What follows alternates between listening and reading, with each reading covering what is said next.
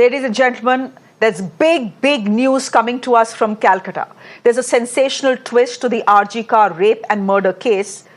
A doctor, his name is Dr. Subarno Goswami. He's the doctor who's privy to the final post-mortem report of this young doctor, has reflected on the gruesomeness of the murder.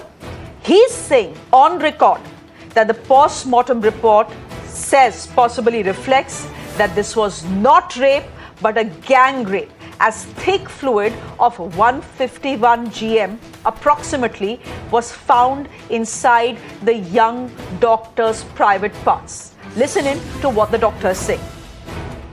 The report reflects the victim had multiple injuries, abrasions, bruises all over her body, including her private parts, and a huge amount of bleeding from different parts of her body. And that definitely reflects that one man cannot inflict all these injuries. And the samples they collected, the forensic experts collected, it includes more than 150 grams, to be more specific, 151 grams of white, thick, viscid fluid from her inside her vagina. And that seems to be semen. And that huge amount of semen can be ejaculated by multiple men only. It's not one man.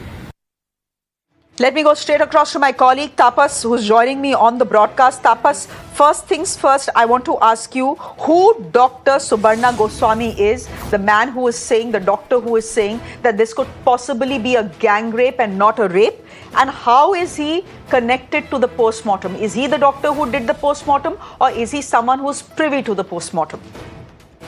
Well, Dr. Subarno Goswami is a member of the Doctors Forum and also the additional General Secretary of the Federation for the Government Doctors Association. And he was privy to the report when he visited the residence of the victim girl. And what he stated and narrated was horrifying. He stated in terms of doctors that the kind of brutality that was written on the post-mortem report clearly reflects the gruesomeness of the crime, and also he made it clear that the anatomy report also indicates that the girl was raped and later on she was murdered. And these are the claims of the doctor who went on to see the post-mortem report, and it gives a lot of weight to what the students were demanding, that it was not an handiwork of one person, but there is a possibility of other persons as well. Part of a larger conspiracy could be involved. That's what is vindicated by the statement of Dr. Subarno Goswami. Can I ask you if Dr. Subarno Goswami works for RG Kar Hospital, or does he work for any other hospital? And if you can just confirm to us once again that he saw this report, the post-mortem report, at the house of the young doctor's parents, because they have been handed over a copy as well.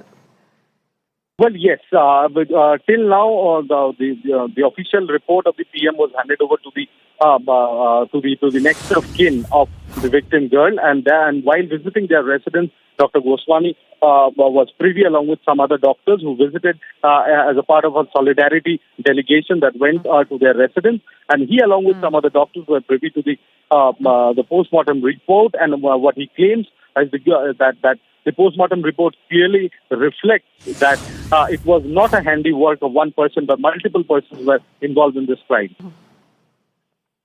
Okay. Very quickly then, the question I asked you, does he work at RG Kar or some other place?